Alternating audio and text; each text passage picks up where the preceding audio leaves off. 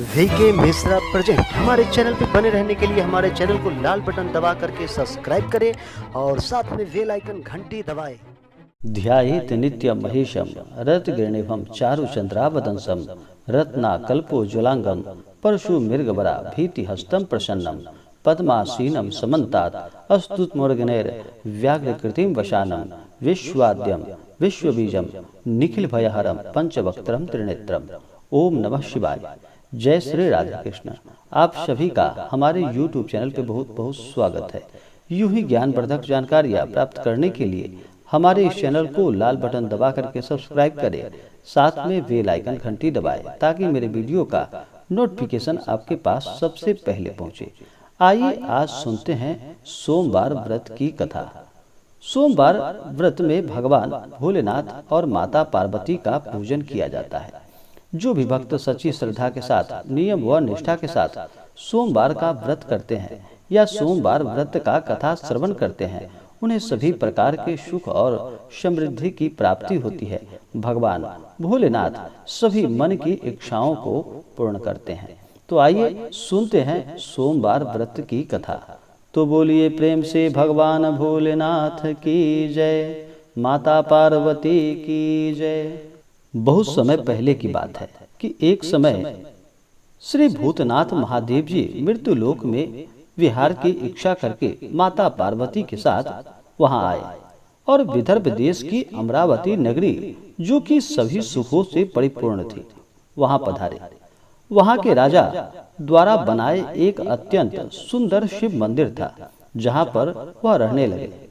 एक बार माता पार्वती जी ने चौरस खेलने की उनसे इच्छा प्रकट की। तभी मंदिर में पुजारी के प्रवेश करने पर माता जी ने पूछा पुजारी से कि इस बाजी में किसकी जीत होगी। तो ब्राह्मण ने कहा कि महादेव जी की, लेकिन पार्वती माता ही जीत गई। तब ब्राह्मण को उन्होंने झूठ बोलने के अपराध में कोढ़ी होने का श्राप दे दिया। कई दिनों के पश्चात देवलोक की अप्सराएं उस मंदिर में पधारी और उसे देखकर उसका कारण पूछा। पुजारी ने निःसंकोच सब कुछ बता दिया। तब अप्सराओं ने ढाढ़स बंधाते हुए और 16 सोमवार के व्रत रखने को बताया।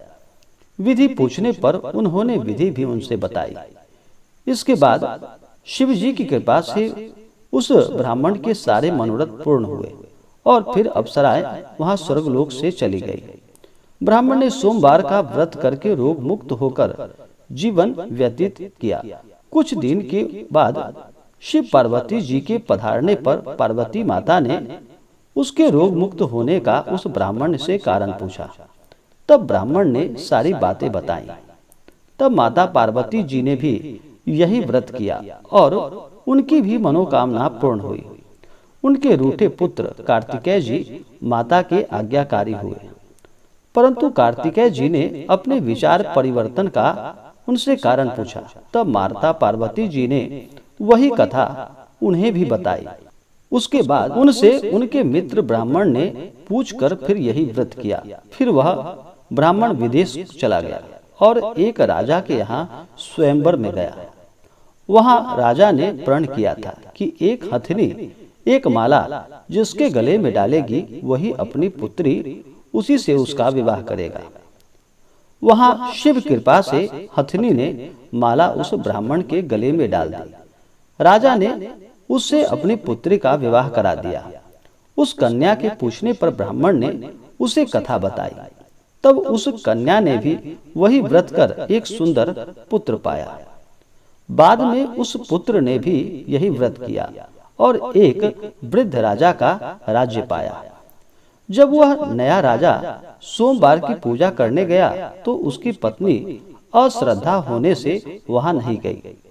पूजा पूर्ण होने पर आकाशवाणी हुई कि हे राजन, इस कन्या को त्याग दो, अन्यथा तेरा सर्वनाश हो जाएगा।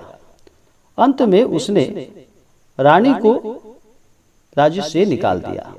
वह रानी भूखी प्यासी रोती हुई दूसरे नगर में चली गई। वहां एक बुढ़िया उसे मिली जो कि धागे बनाती थी। उसी के साथ वह काम करने लगी।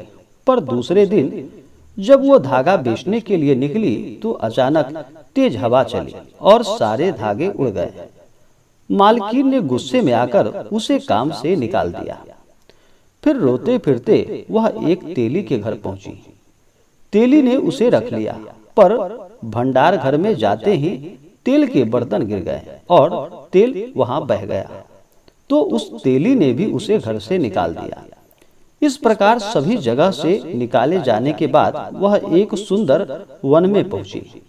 वहां के तालाब से पानी पीने के लिए जब बढ़ी तो तालाब सूख गया। थोड़ा पानी बचा था जो कि कीटों से युक्त था। उसी पानी को पीकर वो एक वृक्ष के नीचे बैठ गई, पर तुरंत उस वृक्ष के पत्ते झड़ गए। इस तरह वो जिस वृक्ष के नीचे से गुजरती थी वह वृक्ष पत्तों से विहीन हो जाता था। ऐसे ही सारा वन ही सूखने को आया। यह देखकर कुछ चरवाहा उस रानी को लेकर एक शिव मंदिर के पुजारी के पास ले गए। वहां रानी ने पुजारी के आग्रह से सारी बातें बताई और सुनकर पुजारी ने कहा कि तुम्हें शिव का श्राप लगा है। रानी ने विनती करके पूछा तो पुजारी इनके निदान का उपाय उन्होंने बताया और सोमवार व्रत की विधि बताई। रानी ने तन मन से व्रत को पूरा किया और भगवान शिव की कृपा से 17वें सोमवार को राजा का मन परिवर्तन हुआ। राजा ने रानी को ढूंढने के लिए दूत भेजा। पता लगने पर बाद में राजा ने बुलावा भेजा, पर पुजारी ने कहा कि राजा को स्वयं भेजो। इस पर राजा ने विचार किया और स्वयं वहां पहुंचा। फिर रानी को लेकर दरबार पहुंचे और उनका स्थान उन्हें प्रदान किया। संपूर्ण शहर में खुशियां मनाई गई। राजा ने गरीबों को काफी दान दक्षिणा दिया और भगवान शिव के परम भक्त होकर नियम पूर्वक 16 सोमवार का व्रत करने लगे और संसार के सारे सुखों को भोग कर अंत में शिव धाम को चले गए। इस प्रकार जो भी मन लगाकर श्रद्धा पूर्वक नियम के साथ 16 सोमवार का व्रत करता है वह इस लोक में परम सुख को प्राप्त कर अंत लोक में परलोक में मुक्ति को प्राप्त करता है। इस प्रकार भगवान भोलेनाथ की कृपा से सभी की इच्छाएं पूर्ण हुई। हे भगवान भोलेनाथ, आपका जो भी सच्ची श्रद्धा के साथ व्रत करे, आपका पूजन करे, आपके व्रत का कथा श्रवण करे, हे भगवान भोलेनाथ, आप उनकी सभी इच्छाओं को पूर्ण करना और उन्हें सुख और समृद्धवान बनाना। तो बोलिए प्रेम से भगवान भोलेनाथ की जय, माता पार्वती की जय। जो भी जातक सोमवार का व्रत करते हैं उन्हें चाहिए कि सोमवार के दिन सुबह ब्रह्म मुहूर्त में उठ करके अपने सभी नित्य क्रियाओं से निवृत्त होकर के गंगा नदी में या घर के जल में ही थोड़ा सा गंगा जल मिला करके स्नान करे, शुद्ध वस्त्र धारण करे और मन में संकल्प लेते हुए इस व्रत को धारण करे और भगवान से प्रार्थना करे।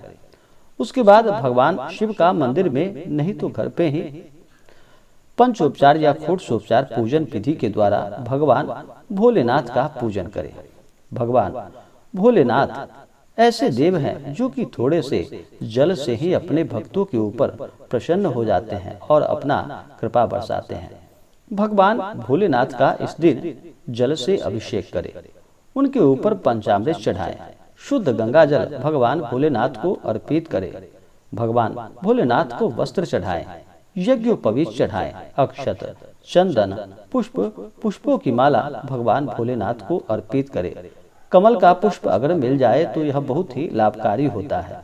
भगवान भोलेनाथ के ऊपर केतकी का पुष्प नहीं चढ़ाया जाता, इस बात का ध्यान रखें। फिर भगवान को धूप और दीप दिखाएं, अनेक प्रकार का नैवेद्य अर्पित करें। उसके बाद द्रव्य और दक्षिणा चढ़ाएं, पुंगी फल तांबूल भगवान को अर्पित करें। इसके बाद सोमवार व्रत का कथा श्रवण करें। इस प्रकार भगवान का पूजन करके अंत में भगवान की आरती करें। उसके बाद सभी भक्तों में प्रसाद को वितरण करें। भगवान शिव के पूजन में अन्न ग्रहण नहीं किया जाता।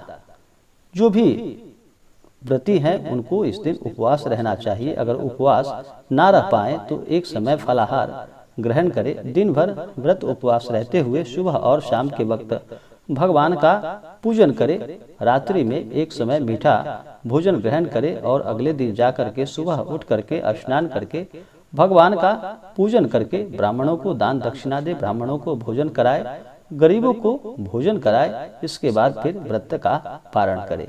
तो आशा करता हूँ कि यह जानकारी आपको अच्छा लगा हो। ऐसे ही ज्ञानवर्धक जानकारियाँ प्राप्त करने के लिए हमारे इस चैनल को लाल बटन दबा करके सब्सक्राइब करें, साथ में बेल आइकन घंटी दबाएं ताकि मेरे वीडियो का नोटिफिकेशन आपके पास सबसे पहले पहुंचे। वीडियो को लाइक और अपने मित्रों तथा दोस्तों के साथ शेयर करें। सुखी रहें और स्वस्थ रहें। जय श्री राधे कृष्ण। धन्यवाद।